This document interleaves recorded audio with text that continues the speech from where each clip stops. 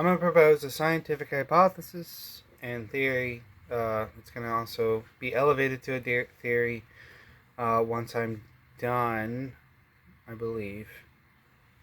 Because the scientific theory is a coherent group of propositions formulated to explain a group of facts or phenomenon in the natural world and repeatedly confirmed through experiment or observation.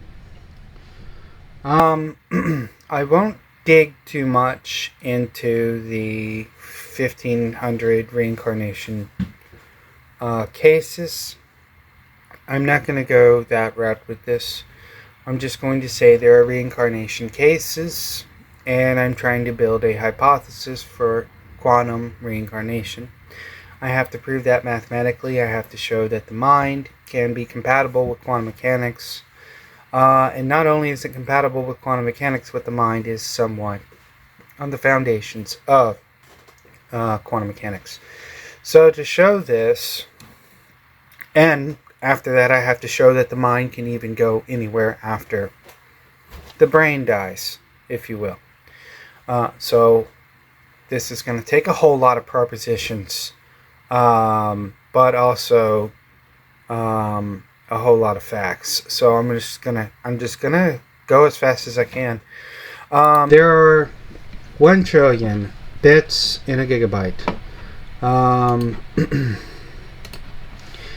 In simulating the human brain, it took 82,944 processors. That amounted to 46 billion transistors per each processor if we're counting. Also the RAM, if they added any RAM, then we are at trillions and trillions. Bits. Yeah. The brain has anywhere between 80 to 100 billion neurons in it. If we're talking about glia, we're also doubling the information so that we give the benefit of the doubt. Therefore, the brain having anywhere from 80 billion to 180 billion components. Therefore, the brain having anywhere from 80 billion to 180 billion components, given that it takes so much computing power to represent the brain, represent the brain to generate a mind, what are the alternatives? Because we have trillions and trillions of transistors that act far faster than neurons do, and it doesn't work to generate or simulate the brain, and they're far simpler than neurons are. So that's a problem. That's an entropy problem, and some of the answers. By the way, these are some diagrams of what neurons look like. And the fact is that electricity is sporadic throughout the brain. There's firings, but it is waves and throughout the brain. But that's besides the point.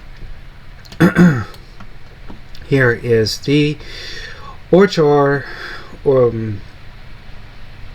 position that there's the brain's a neural computer and a quantum computer, and it is according to OR. And what does OR mean? It's objective reduction.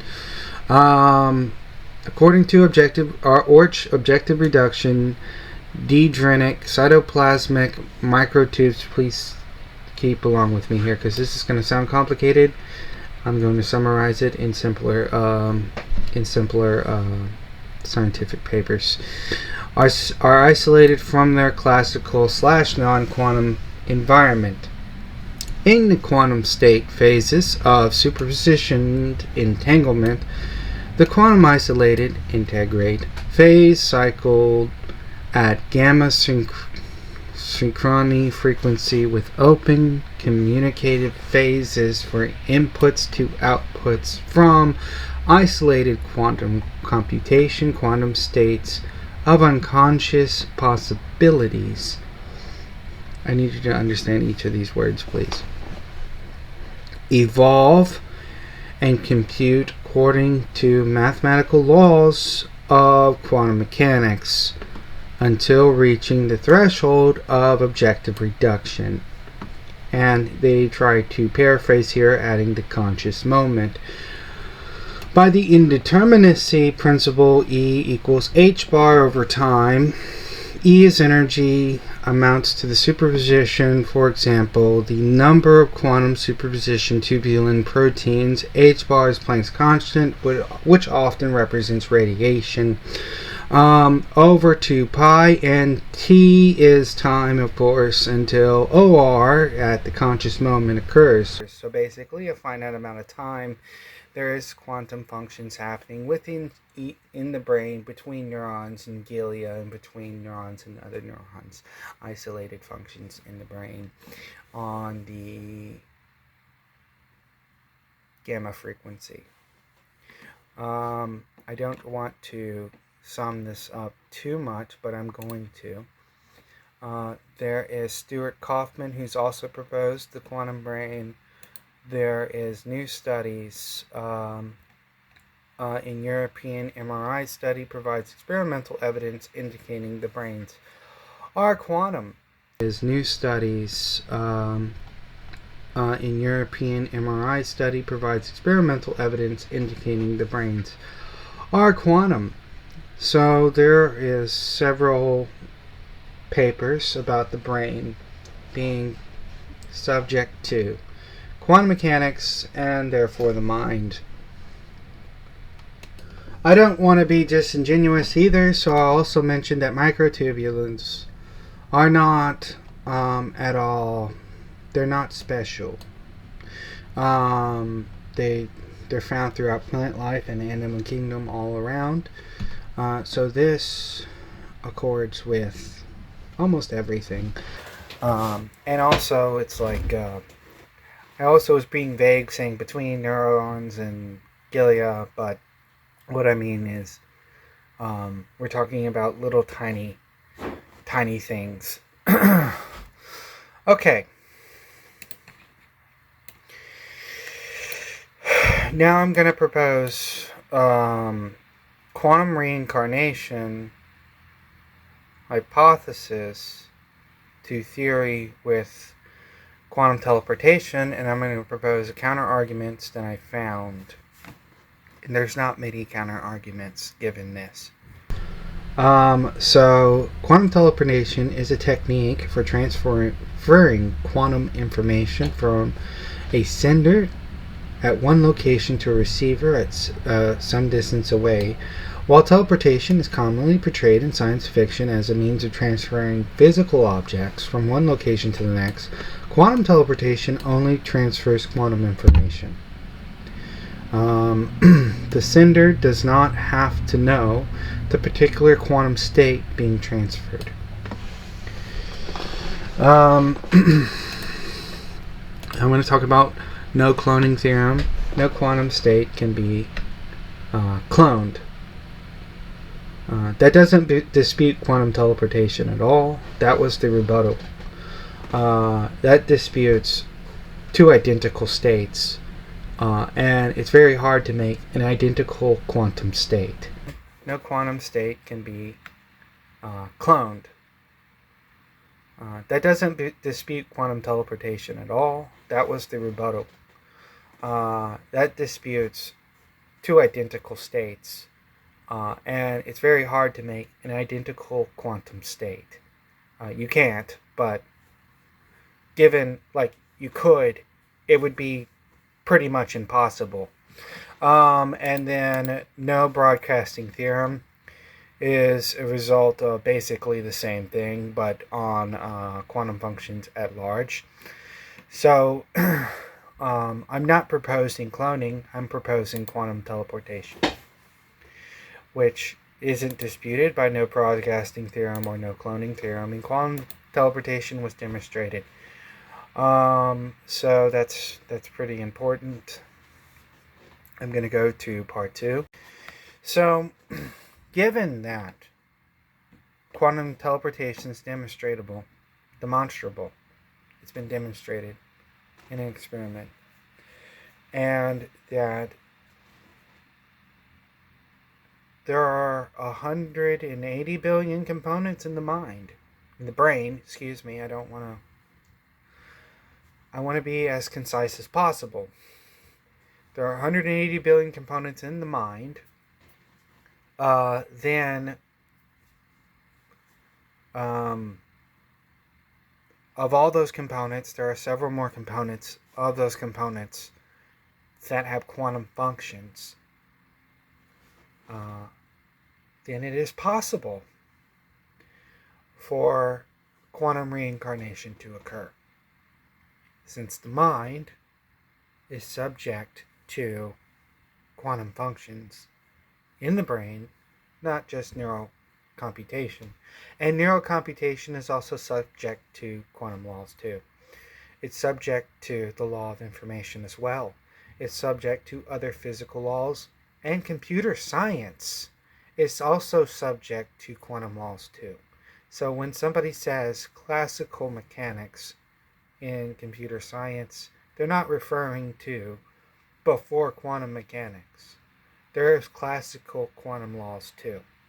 And I'll find those as well later on and put those in the description and commentation below. That's an imperative that's pretty important to understand. If the mind is just an amalgamation of computations of the brain, and its emergent property of the brain, and emergent properties of quantum computations in the brain, then while the brain is not physically transferable, the information of the mind is transferable. It can be teleported to another location and another time. This means that reincarnation is supported by quantum mechanics, given that the mind is subject to quantum mechanics. I'm going to go on to the conjecture for reincarnation testimony now. Why reincarnation testimony is not subject to religious scrutiny. Where I would be skeptical of religious testimony, obviously. But as a skeptic, I'm not as skeptical of reincarnation testimony, and that's not shifting the bar. That's because for 70 years of research, the University of Virginia has recorded 2,500 cases under the rigor of the scientific method. And because it wasn't convincing, they did 1,500 cases in the United States where people pertaining to the United States, the majority of them had no religious belief in reincarnation, and a large number of them had no inclination to teach their children about reincarnation. The majority of the claims come from children who could not have been groomed or convinced by their parents that reincarnation is real. Only that the parents sought psychiatric help for their children, and the psychologists reported and interviewed them. In all the cases, there was a person. The majority of the cases, there was a person found. They were not famous, and it would be a high degree of improbability that the child could know about the person other than having been reincarnated.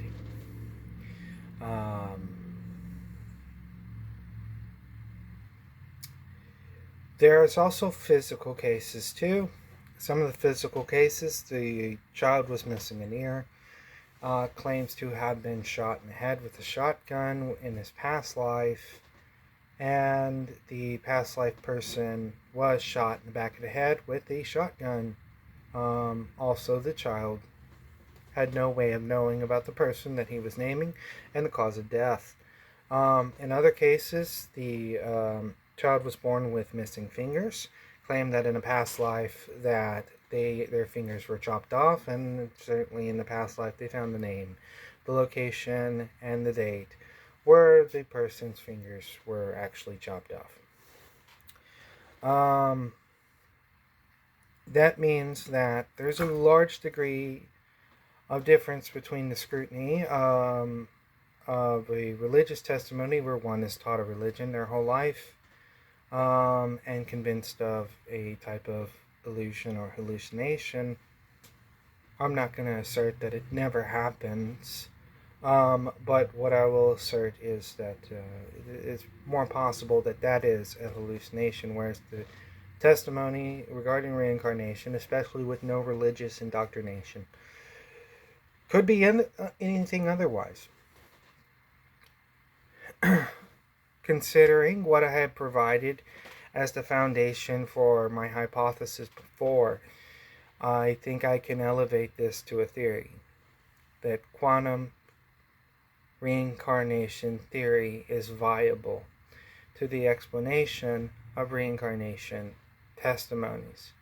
It doesn't assert that there's a metaphysical soul. It asserts that there's a physical mind on the basis of quantum information, and that quantum information, like all other quantum information, is subject to the laws of quantum mechanics.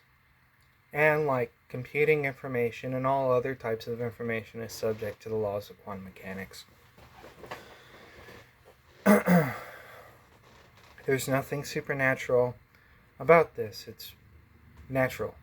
It is something that is a natural phenomenon.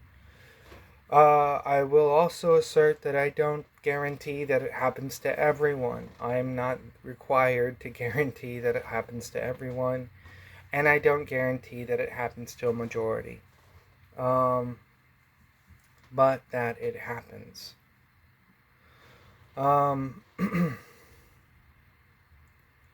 There's not much else I have to provide other than experimental evidence that information is subject to quantum teleportation, and like all other facts, that is dispensable to the facts that the mind is subject to this type of information.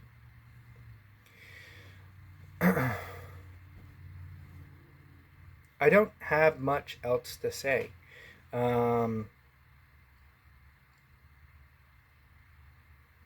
It is strikingly bizarre. I decided to encroach this idea because a long time ago I was interested in well, I've been interested in physics all my life, but I was interested in quantum biology, and then I was interested in the quantum brain hypothesis, and being interested in these two things, I stumbled across the 1500 cases which I watched, which convinced me that they were not normal of just conjecture and coincidental testimony. They seem more like the type of witness cases that you would see in a court of law where somebody has to take an oath and tell the truth, and subject to evidence. So that's why I decided to take on this challenge. So this is one of my theses, quantum reincarnation theory. Thank you for your time.